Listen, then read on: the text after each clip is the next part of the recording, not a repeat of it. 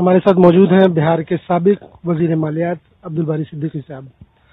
Budget पे इनसे गुफ्तगू करते हैं। सर, आपका टीवी भारत में खैर मकदम है। शुक्रिया।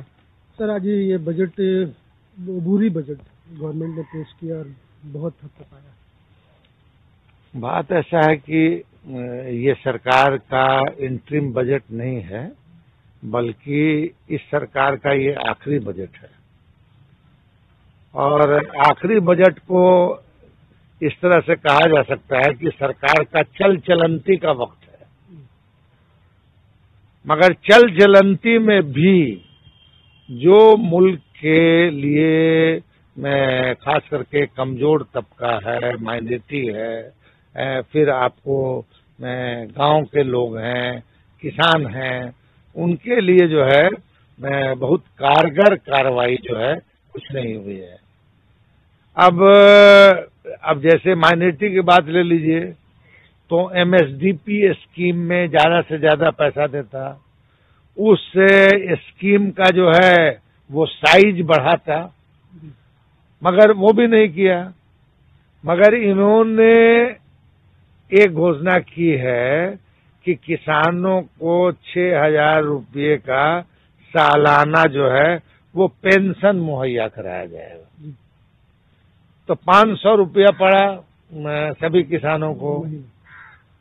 तो मेरा मानना है कि उन्होंने किसानों को ये 500 रुपया का पेंशन नहीं दिया, बल्कि किसानों को उन्होंने जो है बूढ़ों के कैटेगरी में खड़ा कर दिया, जिसको आप कहिए कि बूढ़ा बूढ़ी वाला पेंशन किसानों को दिया।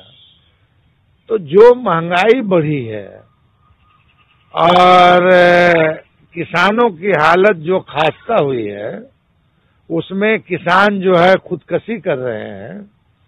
किसान जो है समझिए अपनी जमीन जायदाद को बेचकर मजदूरी करने के लिए जो है शहर की तरफ जो है जा रहे हैं।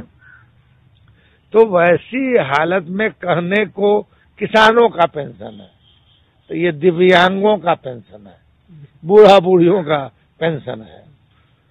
किसान का अगर जो बीज है, बीज मुहैया कराने का, सस्ता मुहैया कराने का अगर इन्होंने इंतजामात किया होता, फिर जो है उनकी जो उपज है, उस उपज का जो है वो उनको मुनासिब दाम मिला होता, उसके लिए मार्केट की व्यवस्था की गई होती, उसके लिए जो है सिंचाई की व्यवस्था की गई होती, और किसानों के बच्चों के पढ़ने लिखने के लिए गांव में बेहतर शिक्षा का ऐलान किया गया होता, तब समझ में आता कि साहब किसानों के ये हमदर्द है।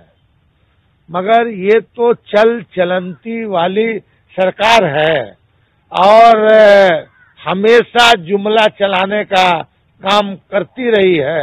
वही एक जुमला छोड़ा है इन्होंने। अब रही दूसरी बात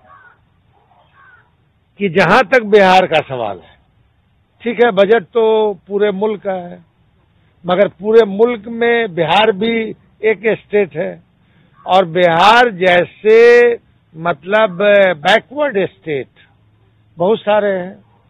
बिहार है, झारखंड है, उड़ीसा है, ईस्टर्न रीजन का जो स्टेट है, नागालैंड है, मेघालय है, कोहिमा, अरुणाचल वगैरह वगैरह, त्रिपुरा, फिर उधर तेलंगाना, ये सारे हैं स्टेट।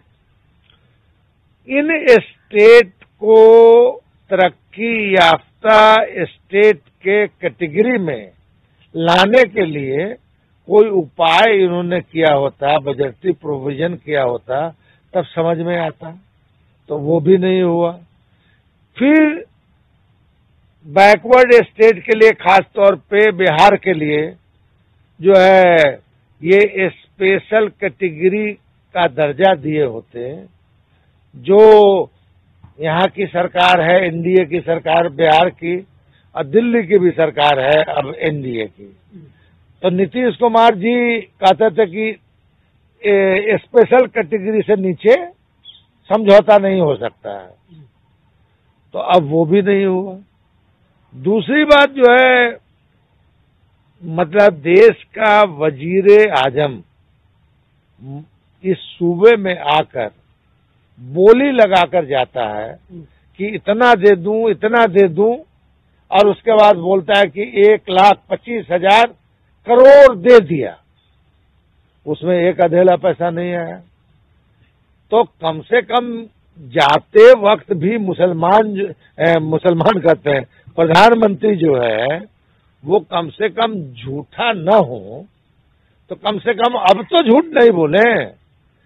तो अब तो लोग यही कहेगा कि साहब इनका जुमला था, इनकी ठगी थी, तो इन्होंने स्पेशल पैकेज भी नहीं दिया कुछ। जहां तक माइनॉरिटी का सवाल है, तो हम लोगों के देहात में एक कहा जाता है कबाच, तो माइनॉरिटी के नाम पे तो कबाच लग जाता है।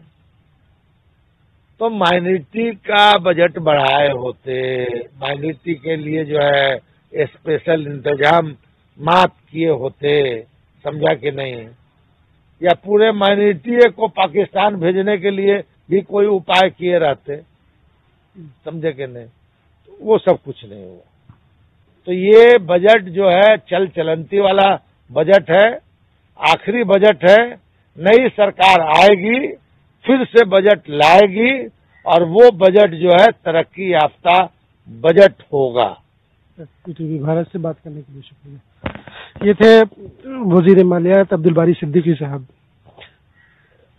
इस हुकूमत ने जाते जाते एक नया जुमला बजट के तौर पे छोड़ दिया है।